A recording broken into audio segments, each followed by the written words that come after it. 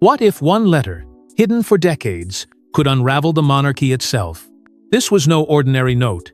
It was Diana's final truth, unearthed at the very moment her son William needed it most. For years, whispers circulated through the palace about items Diana had tucked away before her untimely death. But few believed such rumors would ever materialize into something real. And yet, in the dim silence of Kensington Palace's archives, a sealed envelope surfaced. Its edges yellowed with age, but its intent unmistakable. The words, "For William, when he is ready," written in Diana's unmistakable handwriting, sent a shockwave through every corridor of royal power. Staff who stumbled upon it froze with disbelief. How had such a thing remained hidden for so long? Who had locked it away?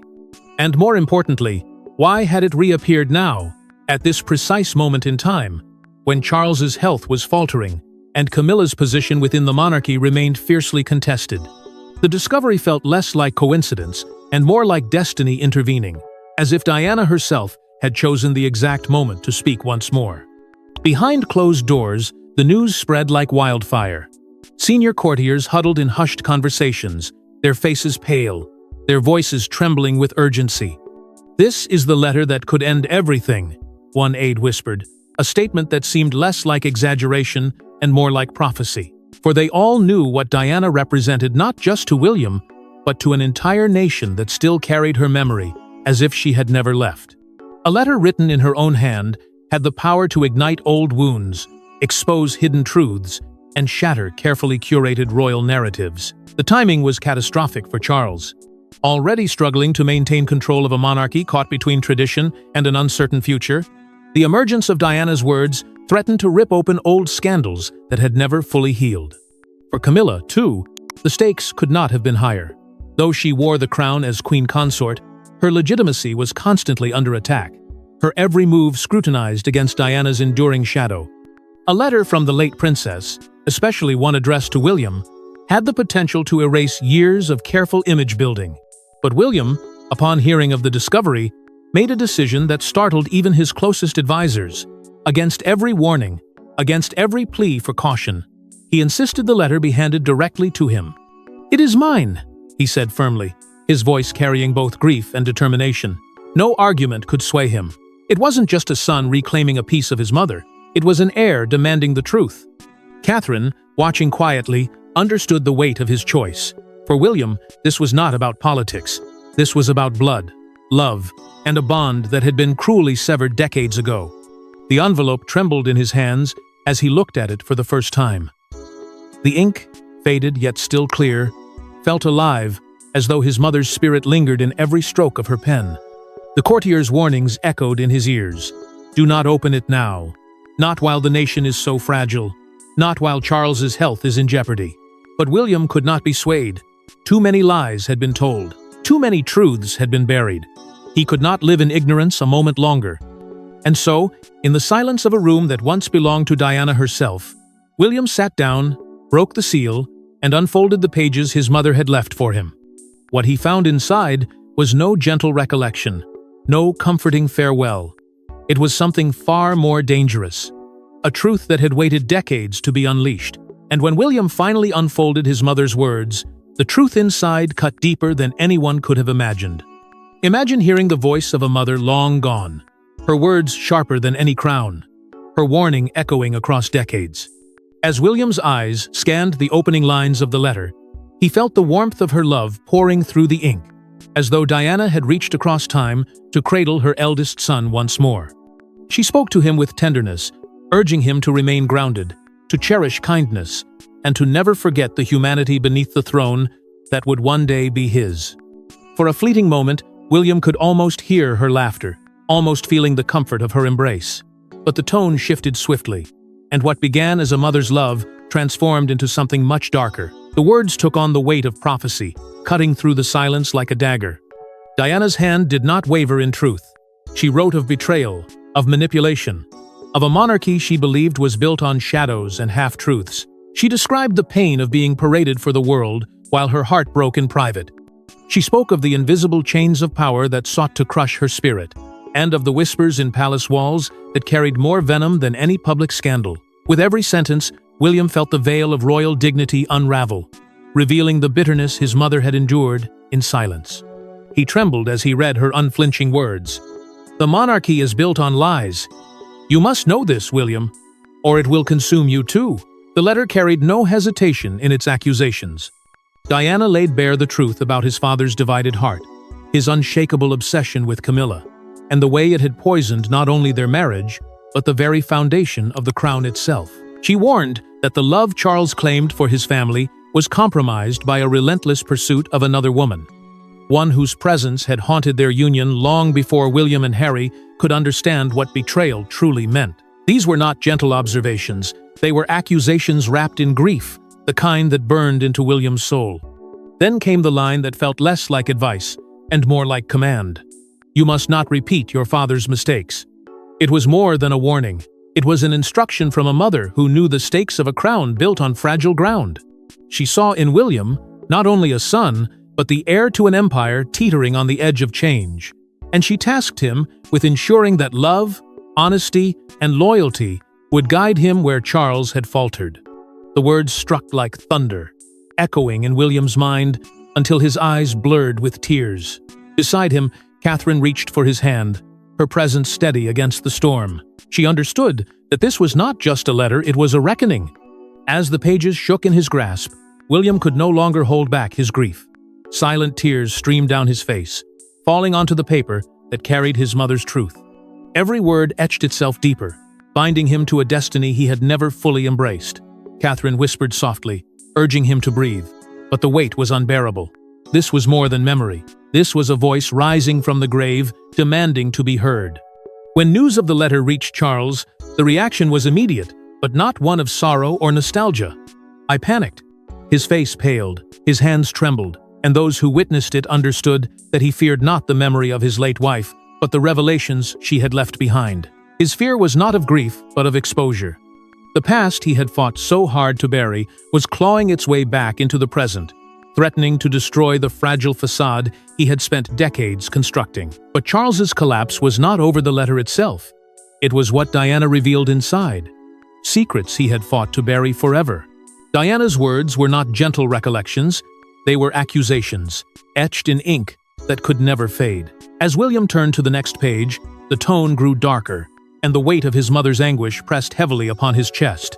She spared no detail in recounting the humiliations she endured, moments where Charles chose Camilla not only in private whispers, but in public gestures that left Diana diminished before the world. She described dinners where Charles would withdraw into silence, only to light up the moment Camilla entered the room.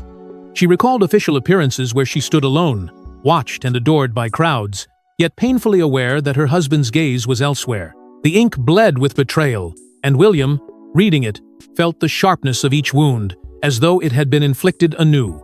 But the accusations did not end with private heartbreak. Diana charged Charles with weaving secret arrangements with senior courtiers, bargains made behind closed doors to ensure her influence was muted and her voice dismissed. She wrote of subtle plots designed to erode her standing within the family, of conversations whispered in corridors that determined her fate long before she knew she was fighting a losing battle. The letter made it clear. Her downfall was not an accident, but an orchestration. And though she never claimed to know every detail, her instincts told her that the crown she once wore was guarded by men who had no intention of allowing her to wield it with real authority. What struck William most were not the accusations themselves, but the vulnerability behind them. His mother's words shifted into confession, raw and unguarded, as she admitted the fear that haunted her nights. She worried not for herself, but for her sons, afraid that the same machinery which had crushed her spirit would one day ensnare them. She described the monarchy as a game of power, where loyalty meant little, and betrayal was currency. And then came the line that froze William's heart. "One day, they will pit you against each other." Diana's prophecy spoke of division, of forces determined to drive a wedge between William and Harry, ensuring they could never stand united against the crown's cold machinery. Reading it now, with years of strained brotherhood already behind them, William felt her warning strike with chilling accuracy. For the first time, William's view of his father's marriage to Camilla shifted into something irreparably stained. The love story Charles had presented to the world, framed as enduring devotion, now seemed to William nothing more than the continuation of his mother's suffering. Every smile Charles shared with Camilla, Every attempt to normalize her place within the monarchy now looked like a deliberate rewriting of history and erasure of Diana's torment for the sake of his own absolution. William's grief twisted into quiet fury, and Catherine, watching him carefully, saw how the letter was transforming him. Behind palace walls, advisors grew uneasy. They knew what such words could unleash if they ever reached the public. Diana was still the people's princess, and to see her own testimony, written in her hand, would be to light a fire the monarchy might never contain. If leaked, the accusations would stain Charles's reign beyond repair and cast Camilla as the villain, in a narrative the public already half believed. Whispers filled the palace. The letter must be locked away, hidden, forgotten. But William knew better. He knew it was not just a relic of the past. It was a weapon, a revelation, and a responsibility. And yet, the most devastating blow was still to come, because Diana named the very person who would betray William's trust. Diana didn't just write about her husband. She singled out the woman who would one day wear the crown she was denied. Her words dripped with urgency, warning William that Camilla's presence was not simply that of a companion, but of a strategist, a force who would stop at nothing until the throne itself bent in her favor. "She will never stop until the throne is hers," Diana wrote, her message sharp and unyielding. Not the language of speculation, but of certainty. William felt his chest tighten as the warning leapt from the page. It was less a prediction and more a haunting instruction. The letter painted a picture of shadows moving behind palace walls, of secret meetings that bypassed tradition and promises made in silence that shaped the monarchy's future. Diana described invisible strings, arrangements, and whispered understandings, where Camilla's influence stretched far beyond what the public ever saw. She wrote of deals made to secure loyalty, of favors exchanged to ensure her presence would one day be unshakable, and of conversations she overheard that made it clear she was being replaced long before the divorce or her eventual departure from the stage of royal life. William realized, with horror, that these were not simply suspicions. They were the lived experiences of his mother, documented in her final words. Then came the gut punch, the line that made William's hands tremble as he read, "Do not let her rewrite me, William." Those 7 words carried more weight than any title or crown. Diana knew that history was a fragile thing, and that her story, her pain, her truth would be vulnerable to the hands of those who sought to erase her. It was not just a warning, it was a plea. To William, it sounded as if his mother's greatest fear was not her own suffering, but the idea that one day her image would be reshaped into something unrecognizable, and that Camilla would be the one to mold that narrative. The timing of Diana's words could not have been more piercing. William connected them instantly to the recent clashes over Camilla's family, demanding recognition, privileges, and even titles within the royal framework. He remembered the bitter arguments behind closed doors, the relentless push to secure honor and influence for Camilla's children and grandchildren, pressures that William himself had resisted. Now, with his mother's letter before him, those struggles seemed less like modern quarrels and more like the very prophecy Diana had foreseen. When Charles was told of the contents, his reaction betrayed him. His face hardened, his voice rose, and for the first time, William saw not a monarch, but a man split in two. His loyalty was torn, visibly, between the son holding Diana's memory and the wife who had demanded her place at his side. His defenses came quickly, insisting that Camilla had been misunderstood, that Diana's words were the bitterness of a woman scorned. But his insistence only deepened the rift. For William, the more his father defended Camilla, the more Diana's warnings rang true. Catherine, watching the storm unfold, began to see the letter differently. To her, it no longer felt like a simple message from the past. It felt like both a curse and a prophecy. The words were heavy with grief and warning, but also strangely alive, as if they had been written to shape the present moment itself. She could feel the pressure building, the inevitability of a reckoning that could not be stopped. But one revelation inside the letter broke Charles completely because it exposed a secret he had hidden even from William himself. What if Diana's final words revealed a truth so dangerous, Charles knew the crown itself might never survive it? As William pressed deeper into the letter, he stumbled upon a revelation that struck at the very heart of his father's character. Diana recalled a private moment, spoken in hushed tones and heavy silence, when Charles admitted he had never loved as he should have. To Diana, it was not just an admission of coldness, It was a confession that the marriage had been doomed from its very beginning. The man who would one day be king had bound himself to her, not out of devotion, but out of duty, all the while giving his heart to another. The letter hinted at a darker truth, one few dared to whisper aloud. Diana suggested that Charles and Camilla's connection was not simply the affair it appeared to be, but part of an unspoken pact, stretching back before her wedding day. She implied that their loyalty had never wavered, that arrangements had been made in shadows to keep Camilla close, no matter the cost. For William, the words burned like fire.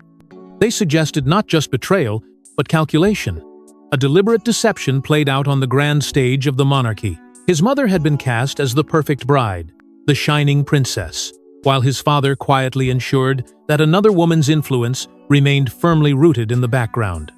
And then came the most chilling suggestion of all, that Diana's isolation, her struggles, her gradual removal from the inner circle of power, had not been the byproduct of circumstance, but the consequence of design.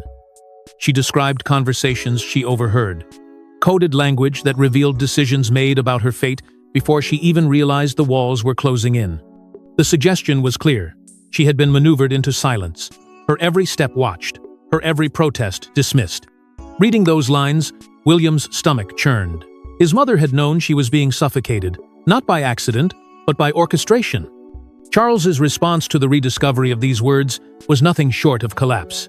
Witnesses described a man who seemed to shrink beneath the weight of ghosts.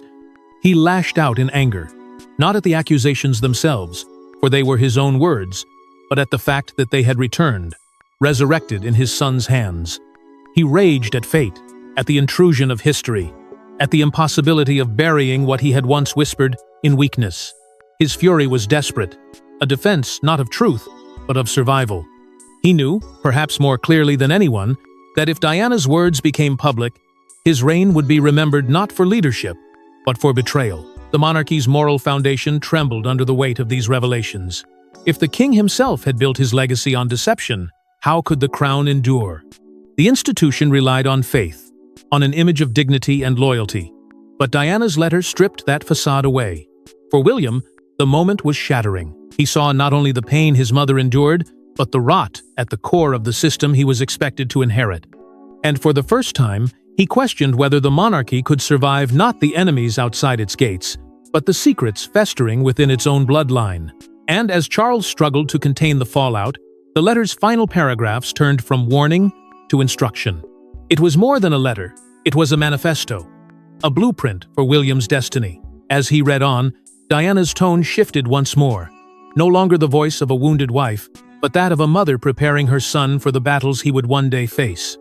The words were laced with love, but also with the kind of unflinching truth that only a mother who had endured the harshest trials could pass down. She urged William to look after his younger brother, to guide him with patience, and to protect him when the world grew cruel. But there was a warning attached, sharp and undeniable: never let him be blinded. Diana seemed to know that forces inside and outside the palace would seek to use Harry to manipulate him, to turn him into both a weapon and a shield. William felt a shiver run through him as he realized how closely her warning mirrored the cracks that had already begun to show between himself and his brother. The instructions did not end there.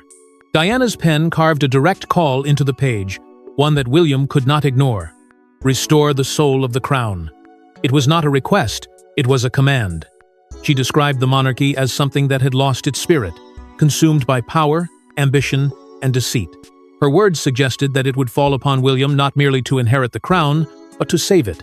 This was not the burden of a figurehead, but of a reformer, a redeemer who would need to make choices that might set him against his own blood. The responsibility weighed heavily on him, yet he felt his mother's voice echoing in his heart with undeniable authority. Then came a line that struck Catherine as much as it did William: "Do not let her be your shadow. Let her stand as your equal." Diana's words were a deliberate prophecy, foreshadowing Catherine's future role.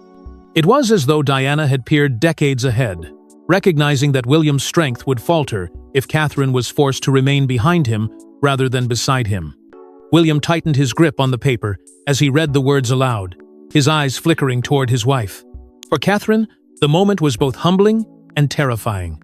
To be named directly in Diana's vision of the future was not just a blessing, it was a responsibility that would define her life as much as his. But it was the next line that broke the silence in the room and left William shaken to his core. "Your father will falter. You must rise." Diana had not written these words lightly. They were etched with certainty, as if she had seen the collapse long before it began. William read the sentence again and again, his chest tightening with each repetition. The letter was no longer a relic from the past. It was a prophecy unfolding in real time. He realized his mother had prepared him not just to inherit the throne, but to step into it at a moment of chaos, when Charles would no longer be able to carry its weight. For William, the letter became both a blessing and a burden. It was a gift from his mother, affirming his place and his destiny. But it was also a chain around his shoulders, binding him to a future of sacrifice, conflict, and painful choices. He looked to Catherine for reassurance, and she offered it with calm strength.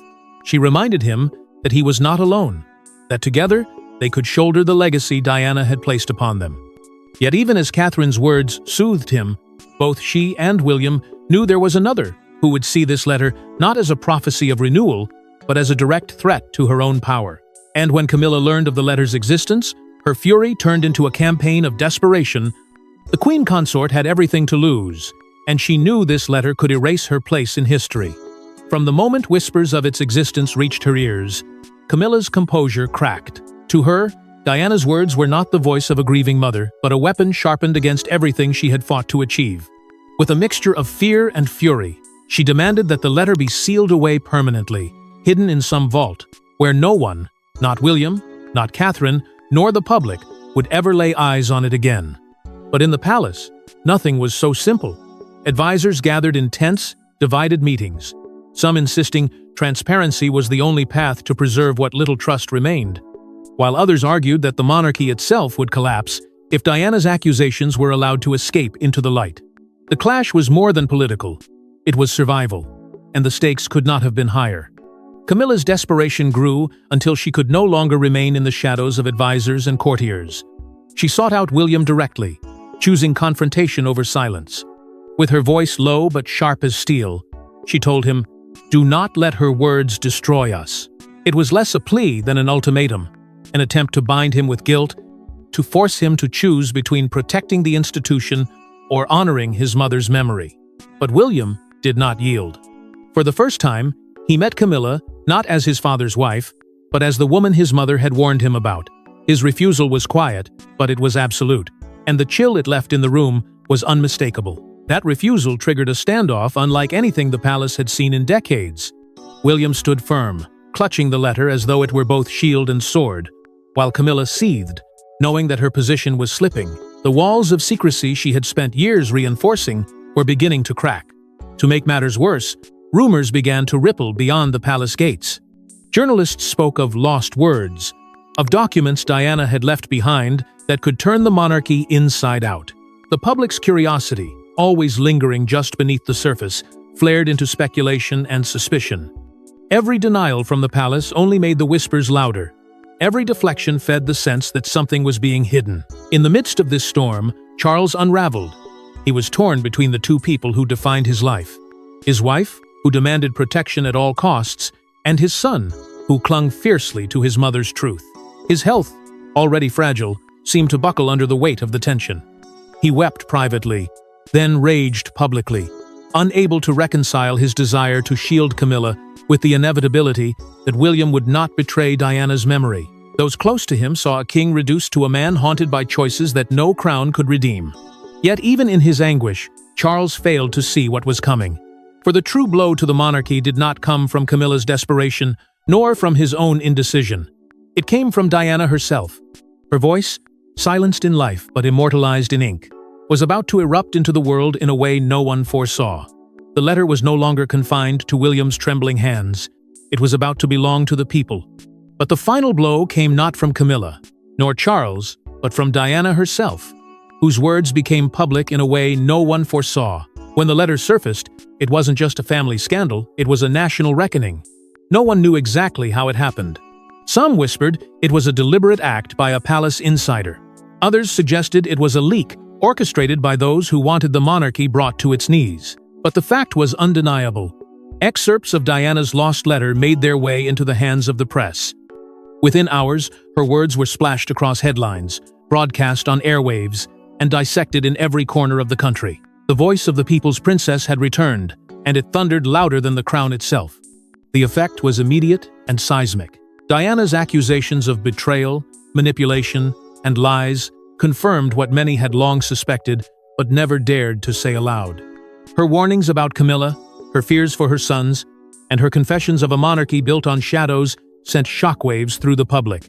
Crowds began to gather outside Buckingham Palace, holding candles, banners, and placards, demanding Diana's justice. The demonstrations were not just a protest. They were a declaration that the public had chosen sides, and their loyalty was not with the throne, but with the woman whose life had been consumed by it. For William, the leak was both agony and relief. The private bond he had shared with his mother's letter was suddenly stripped away, made into a spectacle for the world to consume. Yet, as painful as the exposure was, he could not ignore the way it transformed him in the eyes of the nation. He was no longer simply the heir apparent. He was the moral heir, the son carrying Diana's truth, a living reminder of her courage. The contrast was stark, and it cast Camilla into the darkest light imaginable. In the court of public opinion, she was no longer a consort, but a usurper, the villain in Diana's unfinished story. Charles, too, was crushed beneath the weight of revelation. His carefully rebuilt image collapsed in an instant. The love story he had tried to present as enduring was recast as treachery. The man who wore the crown was now accused of betraying the very woman who had made the monarchy beloved again. Diana's words exposed him not as a figure of strength, but as a man defined by weakness, unable to honor either his wife or his duty. And for a king already battling frailty, the blow was devastating. Global headlines seized on the story, fueling the fire. Newspapers in America, France, Australia, and beyond published Diana's words alongside photos of her at her most radiant. Her voice became international once more, immortalized as the embodiment of truth and tragedy. Panic swept the palace as officials scrambled to control the narrative, but it was too late. The letter had taken on a life of its own. It was no longer confined to paper. It was a rallying cry, an indictment, and a prophecy all at once. And yet, even as the monarchy reeled, Diana's last line carried the most haunting prophecy of all. Her final sentence was not just a farewell, it was a prophecy that broke Charles to his core. Diana's last words cut through time like a blade. "William, you will be king, but only if you dare to choose love over fear." To William, the line was both a blessing and a burden. A reminder that his destiny was not simply to inherit the throne, but to embody the values his mother had lived and died for. Yet, as the words echoed through the palace, they landed like a hammer upon Charles. He broke down, not with the sorrow of a grieving husband, but with the terror of a man who realized his reign was already doomed. Camilla, once the woman he clung to for strength, now stood isolated, her image blackened by Diana's truth, cast forever as the villain in a story that would outlive her crown. William was left staring at the abyss between choice and duty, torn between obeying his mother's prophecy or risking the collapse of the monarchy itself. The letter ended not with peace, but with fire, leaving behind no closure, only the beginning of a new war for the crown. And so, Diana's voice lost, but never silenced, rose again to shape the monarchy's future, leaving a question no one dares answer. Has her prophecy already begun? Thanks for watching. Don't forget to like and subscribe, and we will see you in the next one.